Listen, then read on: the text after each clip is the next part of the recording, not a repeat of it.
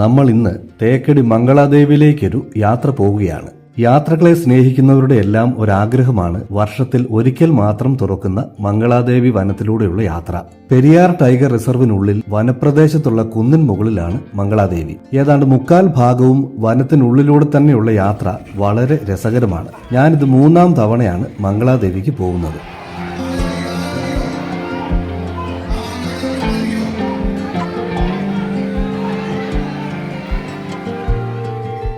കുമളിയിലെത്തിയത് ഭയങ്കരമായൊരു ബഹളത്തിലേക്കാണ്. Mangaladevi trip ജീപ്പിൽ കയറുവാനുള്ള തിരക്കാണ്. പോലീസിന്റെ നിയന്ത്രണത്തിനും അപ്പുറമാണ് ബഹളം. കൂടുതലും തമിഴ്നാട്ടുകാരാണ്. ഇത് പിന്നിലേക്ക് കിലോമീറ്ററുകളുടെ ക്യൂ ആണ്. രാവിലെ 5 മണിക്കൊക്കെ വന്നവരെ കൂടെയുണ്ട്. ഈ ക്യൂവിന് പിന്നിൽ നിന്നാൽ ഇന്ന് പോക്ക് നടക്കില്ല. മാത്രമല്ല, നടന്നു പോയെങ്കിലേ നമുക്ക് വഴിനീളെയുള്ള ദൃശ്യങ്ങൾ പകർത്താൻ പറ്റൂ. അങ്ങനെ നമ്മൾ മംഗളാദേവിയിലേക്ക് നടക്കുകയാണ്. കുമളിയിൽ നിന്ന് 13 കിലോമീറ്റർ ദൂരമുണ്ട്. വനത്തിനുള്ളിലെ കൊക്കരക്കണ്ടം എന്ന സ്ഥലമാണ്. 2 ഇടങ്ങളിൽ കർശന പരിശോധനയുണ്ട്. പ്ലാസ്റ്റിക് കവറുകൾ, കുപ്പികൾ എന്നിവയും ക്യാമറയും അനുവദനീയമല്ല. മൊബൈൽ ഫോൺ അനുവദിക്കും. പെർമിഷൻ ഇല്ലാത്ത ഉപകരണങ്ങൾ സൂക്ഷിക്കുവാൻ ഇവിടെ സംവിധാനമുണ്ട്. മൃഗങ്ങൾക്കുള്ള ജലസംഭരണിയാണ്.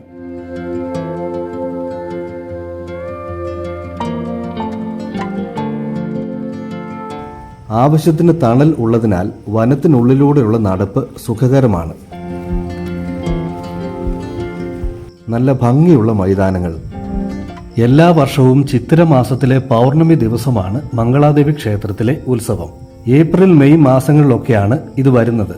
രാവിലെ 6 മുതൽ ഉച്ചകഴിഞ്ഞ് 2:30 വരെ വനത്തിലേക്ക് പ്രവേശനം അനുവദിക്കും. വൈകിട്ട് 5 മണി വരെയാണ് മംഗളാദേവിയിൽ അനുവദിച്ചിരിക്കുന്ന സമയം. വനപ്രദേശം പിന്നിട്ട് മുകളിലെത്തിയാൽ അവിടെ നല്ല ചൂടാണ്. വിശ്രമിക്കുവാൻ തണൽ വളരെ കുറവാണ്. പൊടിശല്യം വളരെ കൂടുതലായതിനാൽ മാസ്കുകൾ കുറെ എണ്ണം കരുതുക. ഉച്ചയ്ക്ക് ശേഷം ഇടിയോടുകൂടിയ മഴയും പ്രതീക്ഷിക്കാം. ആവശ്യത്തിന് വൈദ്യസഹായവും ആംബുലൻസ് സേവനങ്ങളും ലഭ്യമാണ്. ഉച്ചയ്ക്ക് ക്ഷേത്രത്തിൽ അന്നദാനമുണ്ടെങ്കിലും ഭക്ഷണം സ്വയം കരുതുന്നതാണ് നല്ലത്.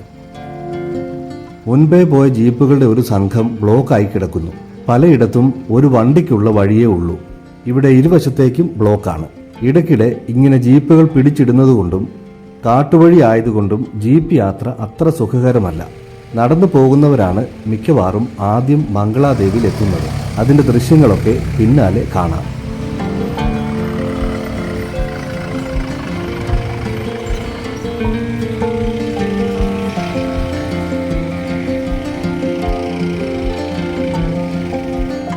ആവശ്യത്തിനുള്ള കുടിവെള്ളം ഫോറസ്റ്റ് ഡിപ്പാർട്ട്മെന്റ് വഴി നീളെ തയ്യാറാക്കിയിട്ടുണ്ട്. നല്ല വെള്ളമാണ്. വെള്ളം ശേഖരിക്കുന്നതിനും കുടിക്കുന്നതിനും ഒരു ചെറിയ സ്റ്റീൽ കുപ്പി കയ്യിൽ കരുതുന്നത് നല്ലതാണ്. ഇവിടെ മാത്രം ചെറിയൊരു ലഘുഭക്ഷണശാലയുണ്ട്. വഴിക്കെങ്ങും മറ്റു ഭക്ഷണ സാധനങ്ങളൊന്നും ലഭ്യമല്ല.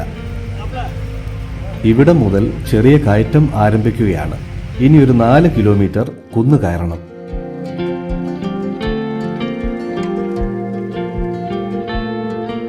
ഇവിടെ നിന്നാണ് മംഗളാദേവിയുടെ ആദ്യ വിദൂര ദൃശ്യം ലഭിക്കുന്നത്. ആ കുന്നുകളെല്ലാം കയറി വേണം പോകാൻ. അവിടെ നിന്നാണ് നമ്മൾ മംഗളാദേവിയുടെ ആദ്യ ദൃശ്യം കണ്ടത്.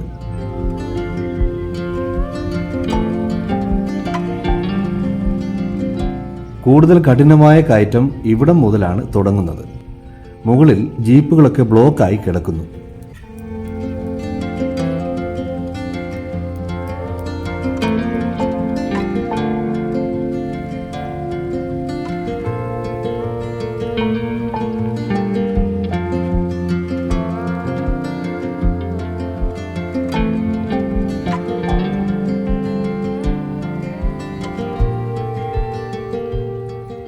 സഞ്ചാരികൾ റോഡ് വിട്ട് നേരെ കയറ്റം തുടങ്ങിയിരിക്കുന്നു. കയറി മടുത്തവരും വീണ് കിടക്കുന്നവരുമൊക്കെയുണ്ട്.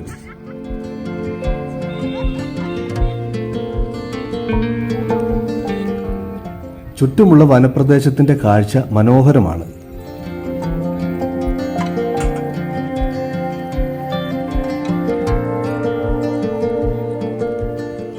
ഇനി മുകളിലേക്ക് മരങ്ങൾ തീരെ കുറവാണ്. ഒരാൾ കയറ്റം വലിമുട്ടി നിൽക്കുകയാണ്.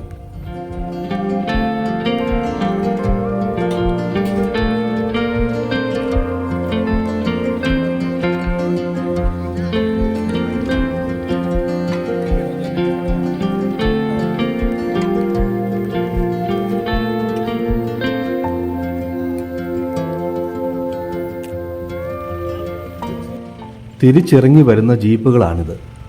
ഒരാൾക്ക് ജീപ്പ് കൂലി ഒരു വശത്തേക്ക് 160 രൂപ.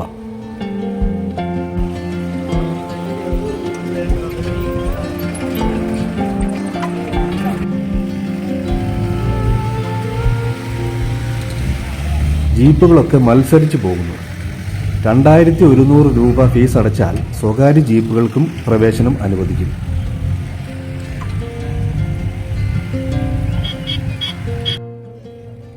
ഇവിടെ നീണ്ട ബ്ലോക്കാണ്.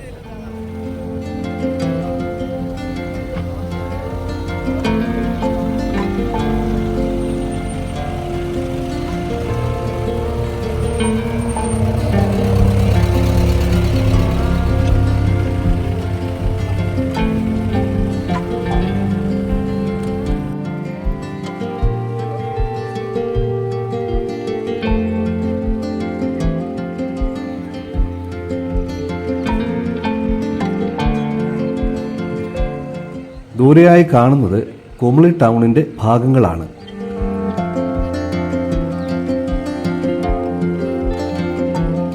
താഴെ ഒരു വലിയ കുന്നിൻ മുകളിലൂടെ ആളുകൾ വരികയും പോവുകയും ചെയ്യുന്നു.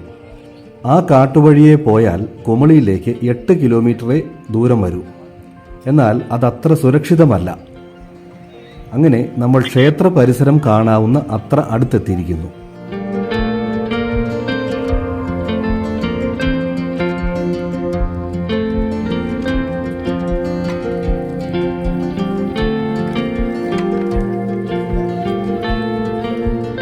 മുമ്പ് കണ്ട കാട്ടുവഴിയാണ്. അതുവഴി തമിഴ്നാട്ടിലെ ലോവർ ക്യാമ്പിലേക്കും പോകാം. താഴെ തമിഴ്നാടിന്റെ കൃഷിയിടങ്ങളാണ്.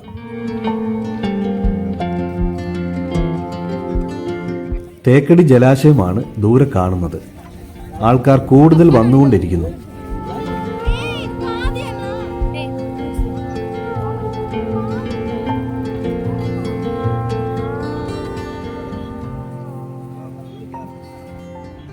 ആ കാണുന്ന വൈ ഷേപ്പിലുള്ള റോഡാണ് മംഗളാദേവിയുടെ ഒരു ലാൻഡ്മാർക്ക്.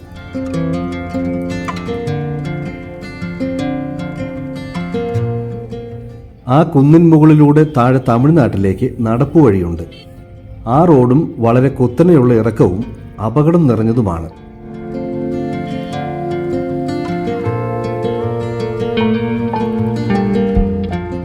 ഇനിയുള്ള മംഗളാദേവി കാഴ്ചകൾ രണ്ടാം ഭാഗത്തിൽ.